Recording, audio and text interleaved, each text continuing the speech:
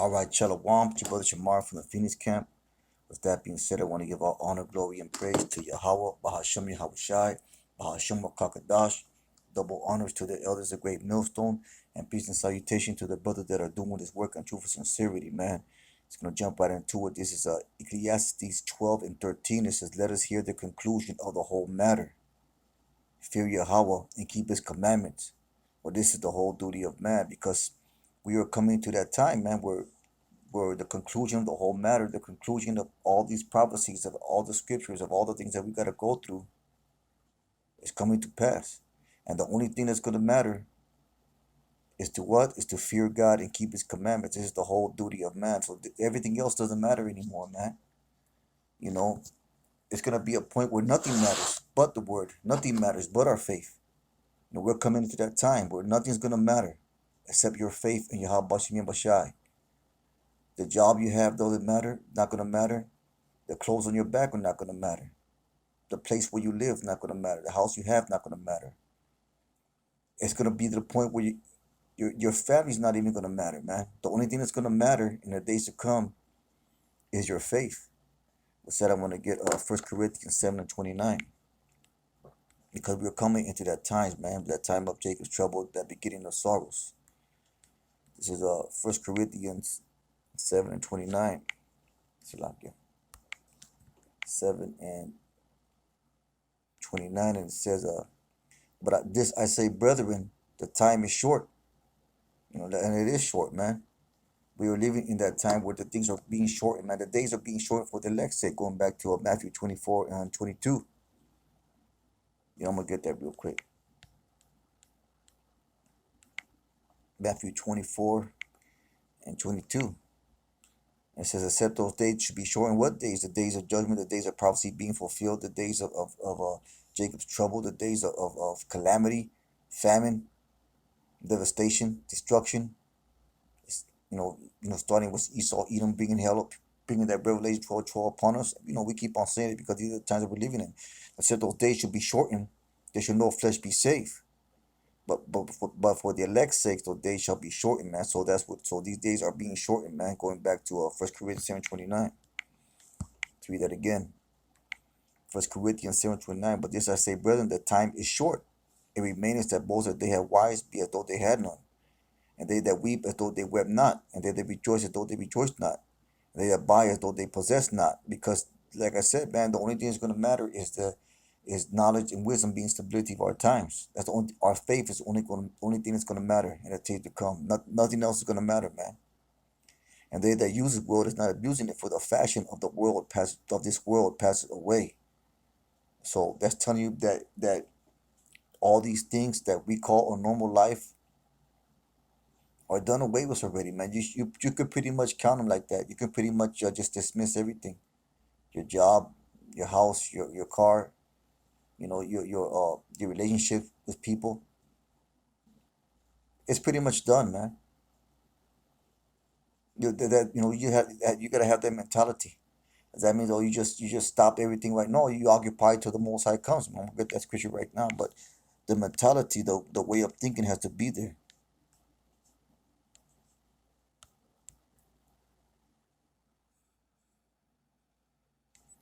Let's see if I can find it. Count this to Luke 19 and 12. He said, therefore, a certain nobleman went into a far country to feed himself a kingdom and to return. So that nobleman is Yahawashi, man. He's going to return. He called his 10 servants and delivered them 10 pounds. He said unto them, occupy till I come. So we're supposed to do the work until Yahawashi comes back, man. We're supposed to retain our faith till Yahawashi comes back. So we're supposed to occupy till he comes, man. We're supposed to keep on going. You know, but we got to have the mentality that this world, the fashion of this world passes away. Instead, I'm going to get Romans 13 and 11. There's a few quick scriptures talking about the times that we're living in, man.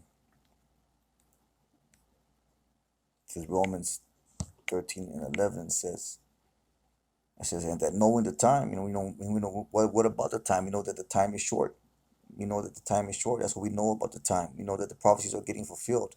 You know that Esau is making his move to the spirit and power of YAHAWASHI. We know that's what the time. Those are the times that we know about. We know about these times, and knowing the time that now is high time to wake out of sleep.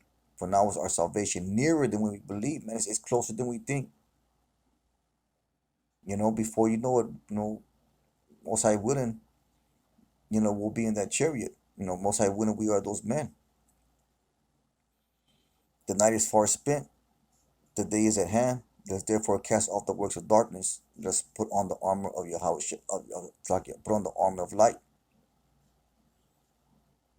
Let us walk honestly as in the day, not in rioting and drunkenness, not in shaming and wantonness, not in strife and envying.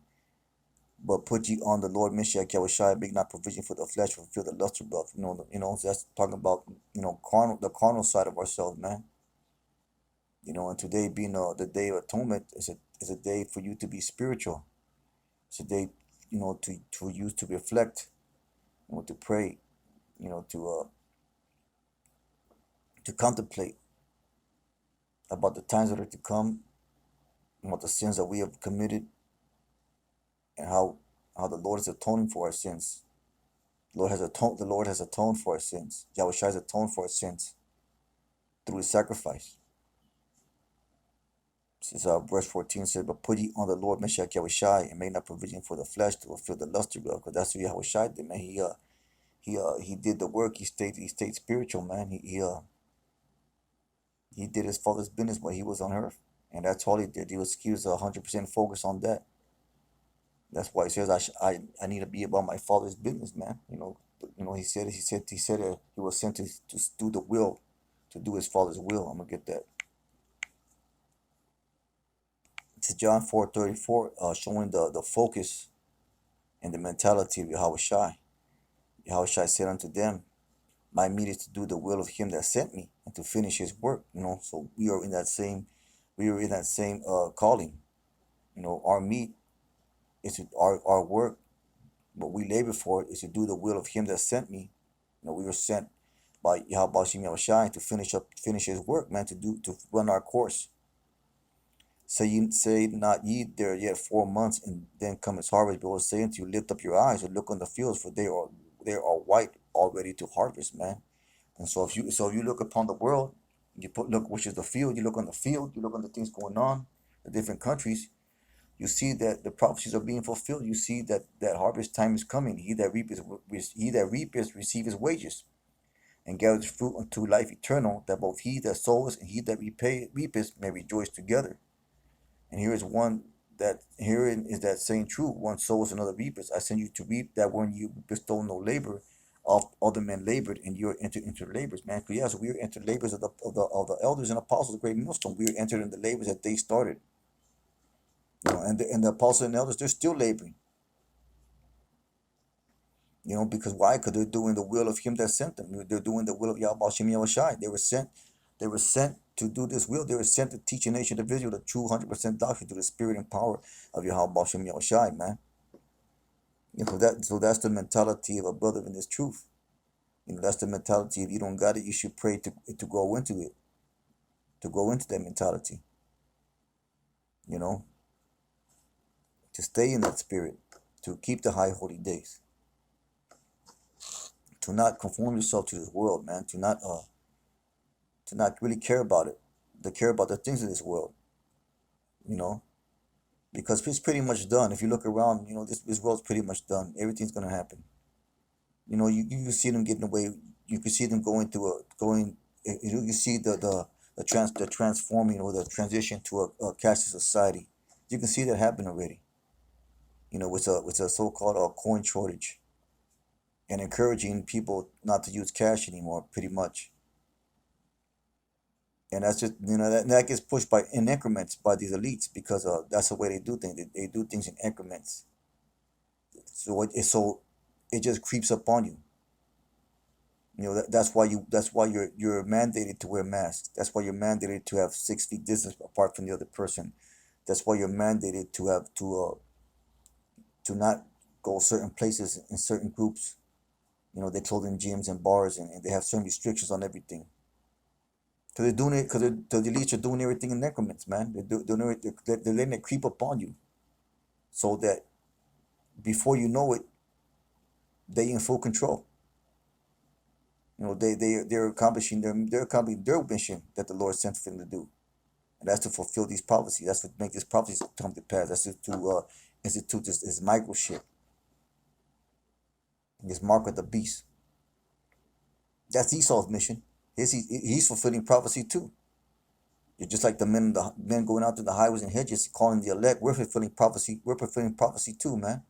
So we are all fulfilling prophecy. The Lord is putting the spirit upon men to fulfill prophecy on both the left hand and the right hand side. That's the way it works. And we see that this is our duty. Going back to Ecclesiastes 13, for this whole duty of man to fear the Lord and keep His commandments, man. So we have our mission to do. We have our meat to do the will of Him that sent us, to finish His work. And Esau has his. Instead, I'm going to get Hebrews 13 and 14. So we're not to invest. We're pretty much not to think of this world as continuing on forever, because it's not, man. And the scriptures plainly say that. It's Hebrews 13 and 14, and it says, "For we have no continuing city, but we seek one to come." So we have no continuing city, man. We have no established place here that's gonna last a long time, because this place ain't gonna last. It's not even gonna last a very short time. It's pretty much done. So we have no continuing city. There's no place for you to lay down your roots, to establish yourself. Because it's pretty much done. Going back to First Corinthians, the time is short, man. The fashion world passes away. We'll run that back again. This is Hebrews 13 and 14. It says, "We have no continuous city, but we seek one to come." So that's what it is, man. We have no continuous city. That was the point. I'm gonna go 1 Peter 4 and 7.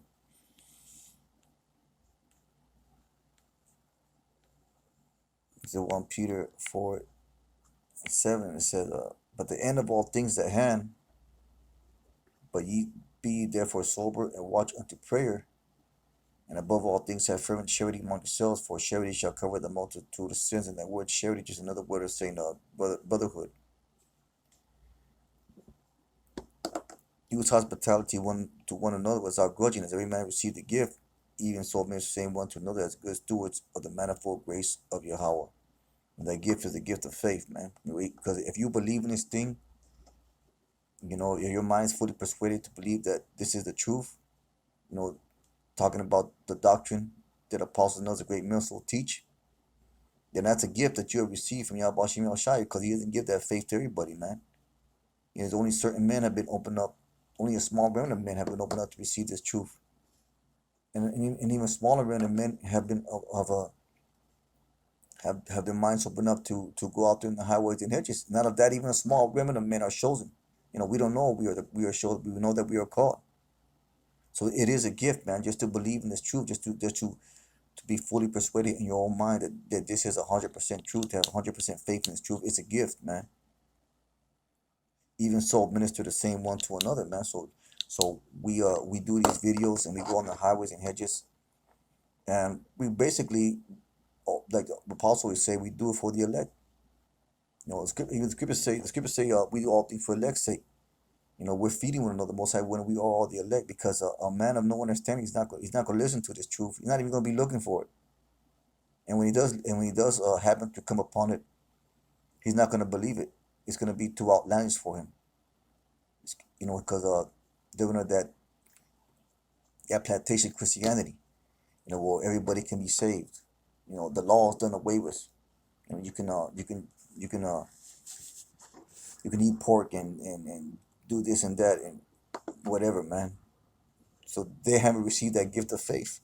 So this is most definitely a gift, man. I mean, if the Spirit was in you to believe it, you have that gift too. Instead, I want to get 1 John 2 and 17, I think it is. There's a few more quick scriptures, because we're definitely living in those times. It's 1 John 2 and 17. It says, and the world passes away, and the lust thereof. So everything that's great about this world, the glitz and the glamour and and the this, that, the other, and all the things that sparkle, that catch the attention, all the folly of the world that catch the attention of these 2/3, where they become so engaged with it, it's gonna pass away. It says, and the world pass away, and the lust thereof, the lust of the world. And that's like I said, that's all the folly of the world that gets the attention of these 2/3 and these heathens. You know, the music and the wicked ass music that they put out. You know, the all the entertainment, the sports, all that shit, man. But he that doeth the will of Yahweh abides forever. And what is the will, man? Going back to Ecclesiastes 12 and 13, let's get that back again.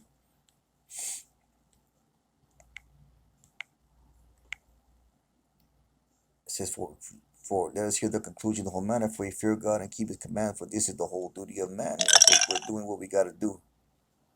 You know, that being said, that was a real quick lesson.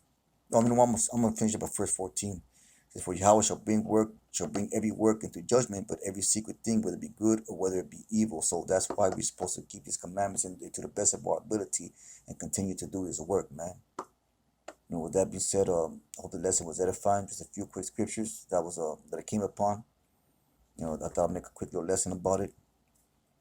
That being said, I want to say, all praise YAHAWASHI, Ka halal YAHAWASHI. Brothers, keep on pushing. Shalom.